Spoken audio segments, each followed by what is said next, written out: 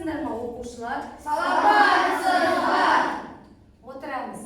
Оқушылар, біз бүгін өтіп жатқан бөліміміз саяхат және демалыс. Қатыспай отырған оқушылар 3 оқушы, қатысып отырған оқушы саны 27. Дәл қазір осы 27 оқушы біздер яғни психологиялық ахуалды тудырамыз. Солай ма? Дәл қазір ортада тұрған глобуста айналып тұрамыз. Барлығымыз.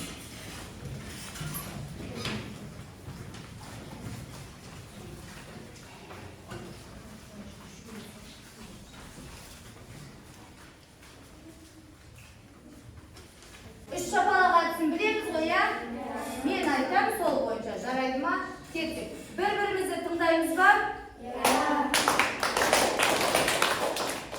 Ұйымшыл боламыз ба?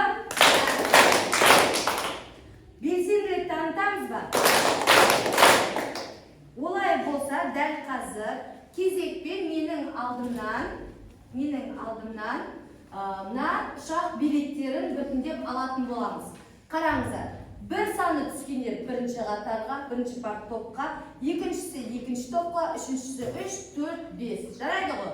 Кеттік, бастаймыз. Ала ойыңыздар. Бір билетті аламыз. Қайсысы түсті, соған барамыз. Оқуға ашта барамыз. Нешінші? 4 түсті, 4 ана шетте, я? Отырсақ, дәл қазір алдарыңызда сіздердің 4 қағазы түріне бүйтіп жабылған күйінде. Бұл жерде бізде ребус бар. Яғни біздер дәл қазір ең алдымен өздеріңіздің топтарыңыздың атауларын біліп алатын боламыз.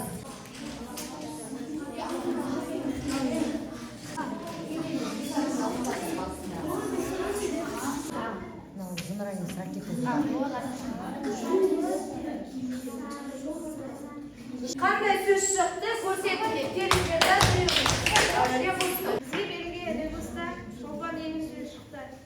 Ол біздің топтың аты.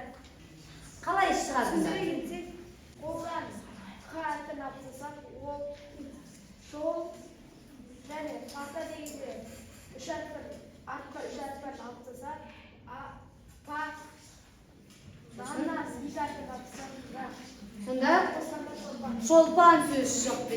Бұл топқа біздер шолпан деген атты беретін боламыз. Шыға қойыңыздар. Біз маймыл деген сөзде соңғы 4 әріпті алып тастадық. Ал ракета деген сөзде 5 әріпті алып тастадық. Сағат деген сөзде 4 әріпті алып тастағанда Марс деген сөзіміз топтың аты шықты. Үшінші топтың атауы бізде Марс.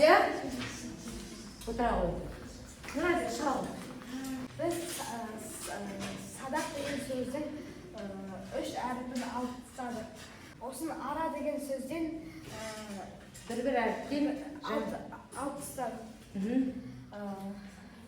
Сосын Бүгінде Сатурн деген сөз шықты. Нан деген сөзден әріпін алдық. екі әріп. Келесі 5-ші топтың атауы бізде Сатурн екен, я? Отыра қойыңыздар. Жылдай келе ғой. Юпитер сөзі шықты. Оны біз ою сөзінің ең алғашқы ол сөзін алсақ, ю әріпін алдық. Пирамида сөзінен ең соңғы 6 әріпін алсақ, соны и әріпі қалды. Біз телефоннан Т әріпін алдық. Ал жерден ер деген алдық. Сонда Бізде Юпитер сөз Юпитер сөз шықты, я? Отыра қойыңыздар. Келе қойыңдар. біз кеме деген сөзден 2 әріпті алып тастадық. Ме шығады. Еркек 2 сөзін алғанда ке шығады. Барлығын қосқанда Орадан анны алып тастадық. Меркурий. Бірінші топтың атауы Меркурий, я? Қайда, 3 шапалақтаймыз? Әрі қарай кеттік. Біздердің осы ребустарымызда барлығы қандай тақырыптарға байланысты? Аспан әлеміне байланысты, иә? Дәл қазір біздер өткен тақырыптарға шолу жасайтын боламыз. Барлықтарыңызға семантикалық карта берілетін болады. Қараңдар. Бір-бірден. Иә? Семантикалық карта білесіңіз, дұрыс бұрыстығын анықтайтын боламыз, иә?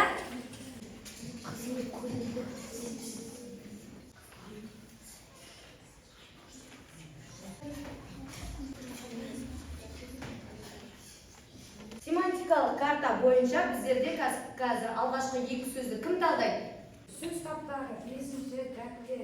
Бесінші және дәптер сөздері, иә, бірінші сөздер. Біз бесінші деген сөзді сан есімге қойдық. Қандай сан есім? Беттік сан есім. Өткен бесінші, ал дәптер деген сөзді зат есімге қойдық. Ол қандай зат есім? Негізгі не дәптер? Сосын қандай түрлері бар деді зат есімнің тағы да?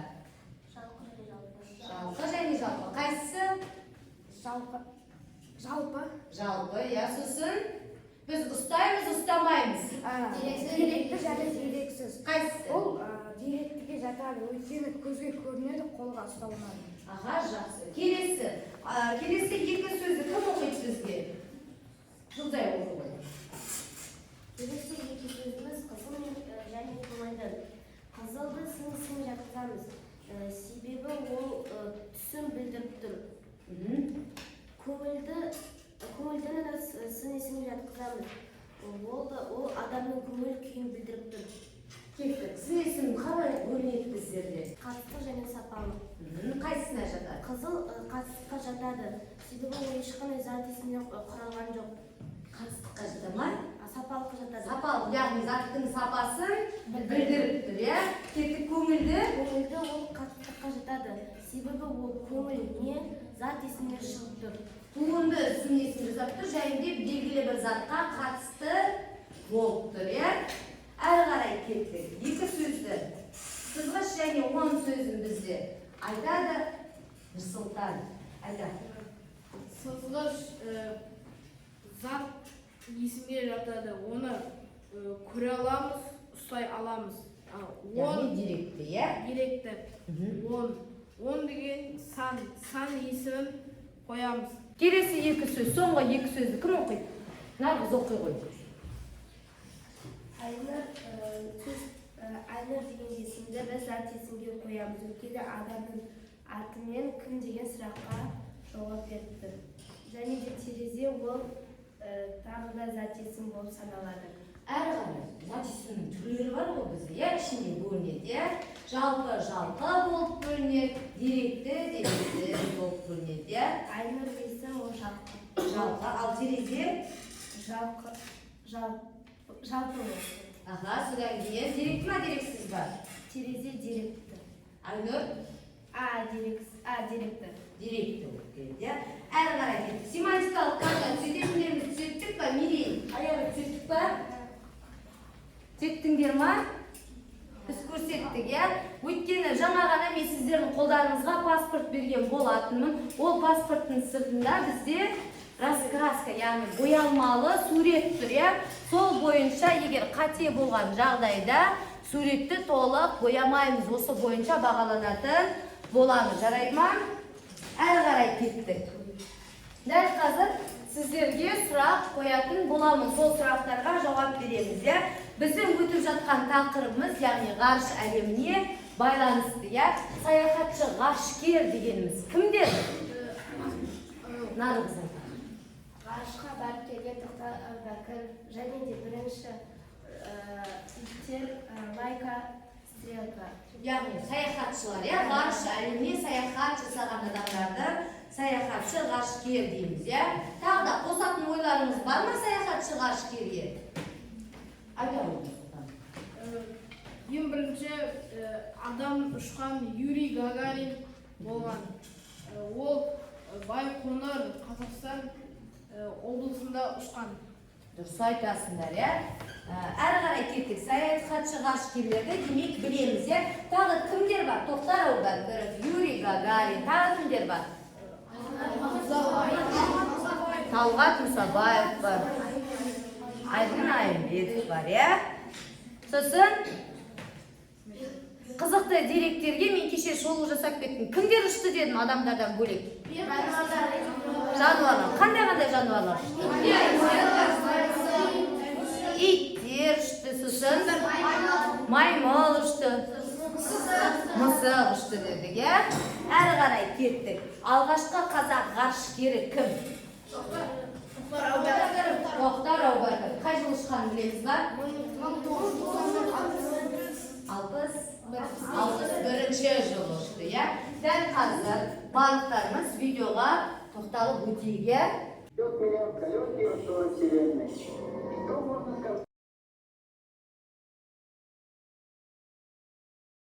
Видеодан көргендеріңіз, яғни біздің қазақ ғарышкерлері туралы ақпарат береді. Ең бірінші көрсетілген адам ол бізде Юрий Гагарин. Сосын Талғат Мұсабаев, Тоқтар Әубәкіров, Айдын Айымбетов.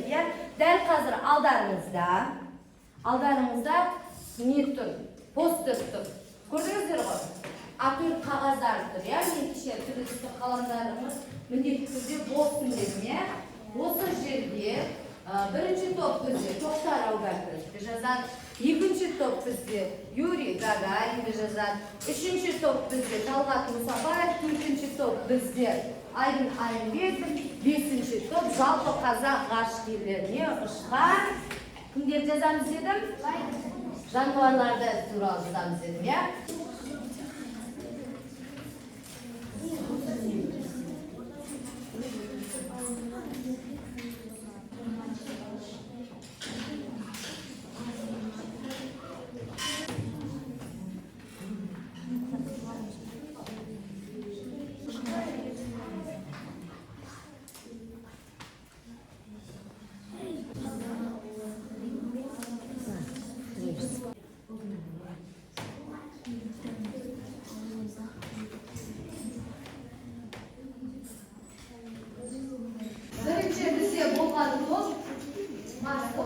Bizге берілген тапсырма Талғат Мұсабаевты сипаттау, және Талғат Мұсабаев бұл ғарышқа екінші болып ұшты. 1994 жылы ғарышқа барып келді. Және де ол Байқоңыр қаласында ұшты. Ол 18-17 сағатта жерді барлығын айналып келді.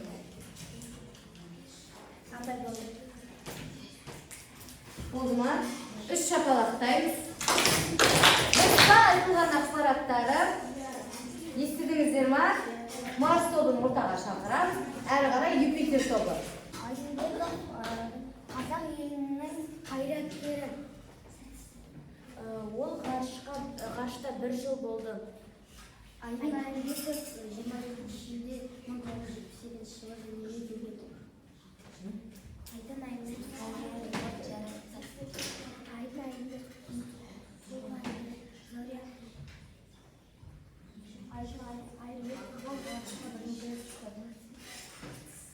Болдыңдар ма? Үш рет шапалақтаймыз. Бізде болды Меркурий тобы болды, иә? Тоқтар Әубәкіров, ол біздің ең бірінші ғарышкеріміз, Қазақстан Республикасынан шыққан ғарышкер. Ол 1961 жылы 15 сәуір күні ұшты. Үш рет шапалақтаймыз, иә? Бізде шығар шолпан тобы шығар. Юрий Гагарин ол Байқоңыр қаласында ұшқан. Юрий Гагарин әлем бойынша ең бірінші ғарышқа ұшқан адам. Юрий Гагарин аспанда 1 сағат 46 минут болды. Юрий Гагарин ол тұңғыш ғарышкер. Болды ма? Үш рет шапалақтаймыз, иә? Айтылған ақпараттар дұрыс па Юрий Гагарин бойынша? Бәрі дұрыс па? Отырамыз. Келесі бізде шығады. Сатурн тобы шығады, иә? Аспан әлемінде тек адамдар емес, жануарлар да ұшқан. Солардың бірі биология министрі, маймыл, мысық, тағы да басқа жануарлардың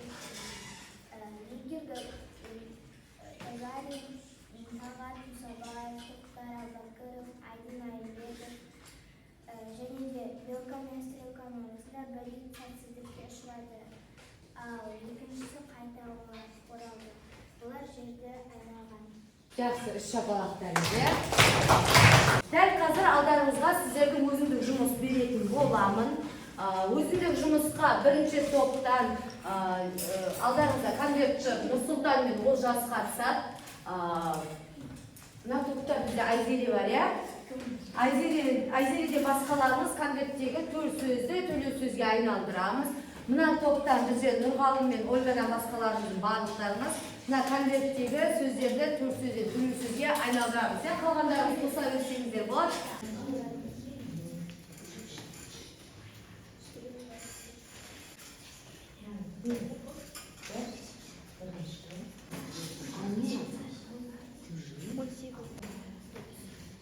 Төл сөзді төлеу сөзге айналдырып болғандарымыз Шахтаға жан жолатпай ешкімді шығарма деп кетті. Ол шахтаға ешкімді жолатпады. Маған берілген сөз менің үйім алыс еді, ертерек қайтайын деді. Ал бұны төлеу сөзге айналдырғанда менің үйім алыс еді, ертерек қайтайын деп айтады. Алып теңге туған сіңлісің, деді басы көтеріп. Қазақ қыздарына еңбек болыпсың. Кем сені шақырып жатыр, деді